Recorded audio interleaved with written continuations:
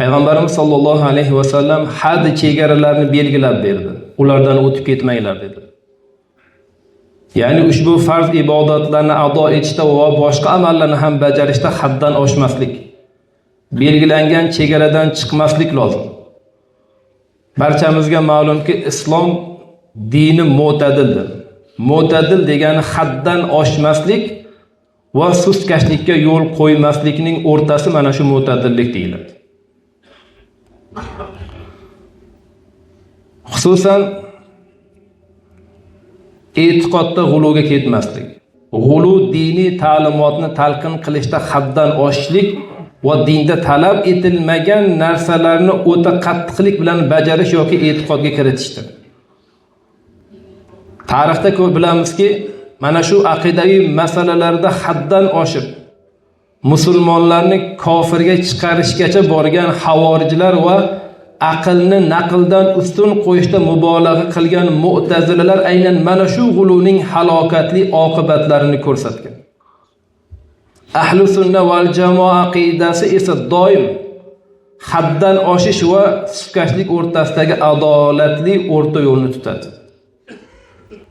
Shuning uchun Payg'ambarimiz sollallohu alayhi va sallam Alloh taolo belgilab bergan chegaralarda haddlaringdan oshmanglar dedilar. Undan o'tib ketmanglar dedi. Chunki bizning dinimiz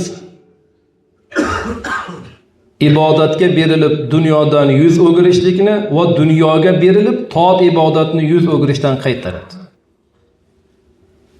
Ibodatga berilib dunyodan ham yuz o'girmasin va dunyoga berilib Allohning ibodatini ham tark etmasin. Ikkalasini ham o'rtasini olib borsin. Chunki Xudo taolo bizga Baqara surasida shundoq ta'lim beradi. Astaizu billah va minhum man yaqulu robbana atina fid dunya hasana va fil akhirati hasana va qina azabannar.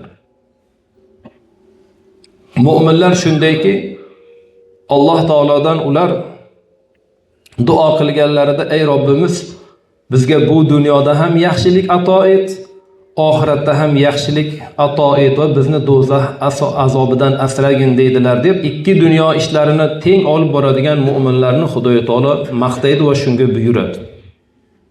Zero bizning Naqshbandiya ta'limotimizda ham nima bor? Mashhur so'z borki, dil bayoru dast bakor, ya'ni qo'ling mehnatda, qalbing Allohda bo'lsin degan bu oliyjanob naql ham bu bekorga aytilmagan.